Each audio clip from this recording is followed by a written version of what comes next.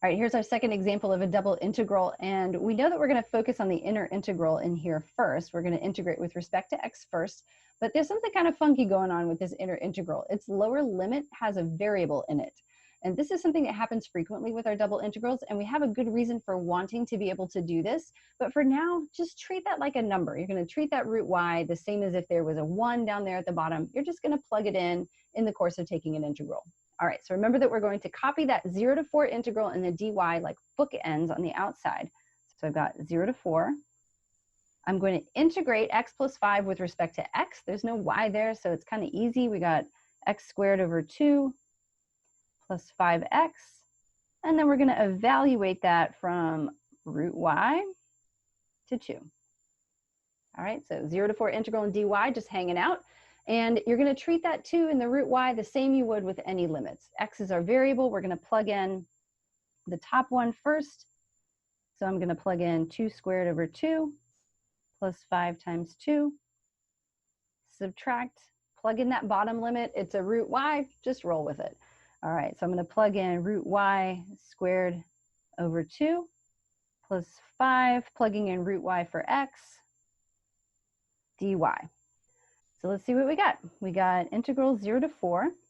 In this bracket, I've got 4 over 2 and then 5 times 2. So I've got 12 in this bracket.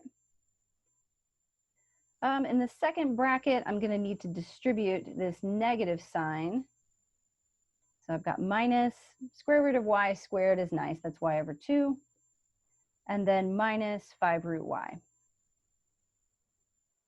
All right. I'm going to rewrite that one more time. Integral 0 to 4. I know I'm about to integrate, so I'm going to write this as 1/2 y, and then minus 5y to the 1/2. Okay, we know we need that square root to be an exponent to be able to find an antiderivative. All right, so now this is back to a Calc 1 integral. We're just going to find the antiderivative. Integral with respect to y, we're going to integrate 12 and get 12y. I've got 1/2 y. We find the antiderivative, get y squared over 2. Minus 5, let's see, so we're going to add 1 to the exponent. If you need to kind of come off to the side and say 1/2 plus 1, let's see, that's 1/2 plus 2/2. 3/2 is my new exponent for my antiderivative. Y to the 3/2 divided by 3/2. And then all of that in the end, I'm going to plug in 0 to 4.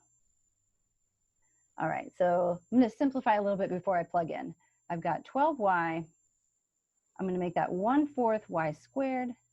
And then we're going to flip the second and multiply over here. Do a keep change flip, however you learned that. 5 times 2/3, that gives me 10/3. So I've got minus 10/3. Y to the 3/2, that's the square root of y cubed. All right, and that'll make plugging in numbers a little bit easier. All right, so what do we got here?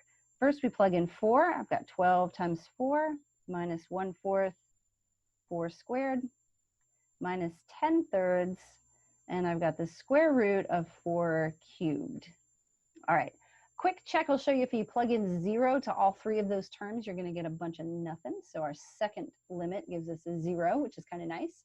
And let's see what we've got left in that first bracket. 48. I've got 1/4 times 16. That's going to give me 4 minus 10/3.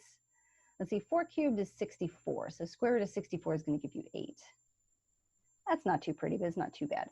So I've got 48 minus 4, that's 44. Let's see, minus 10/3, that's going to be 80/3. And let's see, if I multiply 44 times 3, it's 120 plus 12 is 132. Get me a common denominator. All right, and then subtract 80, that's going to give me 52. All right, it's going to be a miracle if I got that calculation right all in my head, but there we go. Okay, 52 over 3. Like I said, that's going to have a meaning. That 52 over 3 is an important number for the function x plus 5. We'll talk about that when we get to section 13.2. I want to show you a neat theorem called Fubini's theorem, but before I do that, I want us to think about what these limits on an integral mean. All right, so on the left, you have a Calc 1 integral there, the integral from 1 to 3 of f of x dx. And because this was dx over here on the right, these numbers were referring to the x-axis. So this whole integral was talking about what this function is doing over the x-axis from 1 to 3. All right, so we're just talking about this region here between 1 and 3 on the x-axis. So now that we've got these functions in R3 and we've got these two integrals, this is telling you about not just a region of the x-axis, but also about the y-axis. So this integral is telling us that x goes from 1 to 3. Let's kind of draw that like we did for R2 integral. So the x is varying from 1 to 3 on the x-axis, and then we're going to follow that by the y variable going from 2 to 5. All right, so if x is varying from 1 to 3 and y is varying from 2 to 5, this is referring to a whole patch of the xy plane. It's referring to this whole rectangle right here. So in Calc 1, we were integrating over a one-dimensional chunk of the x-axis. In Calc 2, we're integrating over a two-dimensional chunk of the xy plane. And as long as that two-dimensional chunk of the xy plane is a rectangle, we get this extra tool we can sometimes use called Fubini's theorem. If it's one of those weird integrals that's got a variable limit on the inner integral, then we can't use Fubini's theorem, but Fubini's theorem is going to make a lot of different integrals a little bit easier for us. I know Fubini's theorem does not look like it's going to make anything simpler. It looks like a huge alphabet soup, but it really is going to make things simpler from time to time. So Fubini's theorem tells us as long as that two-dimensional chunk of the xy plane is a rectangle, then we can swap the order of integration at will. Okay, so this one says if you've got y on the inside from C to D, then you can move y to the outside from C to D, and you're not going to change it. You're just going to take those limits for the x variable, which were a to b, and bring them with the dx onto the inside integral. All right. And so this is nice because sometimes functions are really difficult to integrate with respect to y or with respect to x. And so you'd like to swap it and do the easier one first. All right, I'm going to challenge you to put Fubini to the test. We did this integral in the last video and got 243. Fubini says that you can swap the order of integration. So you can swap the dx and the dy, and you can swap their limits. 1 to 2 on the outside and 0 to 3 on the inside.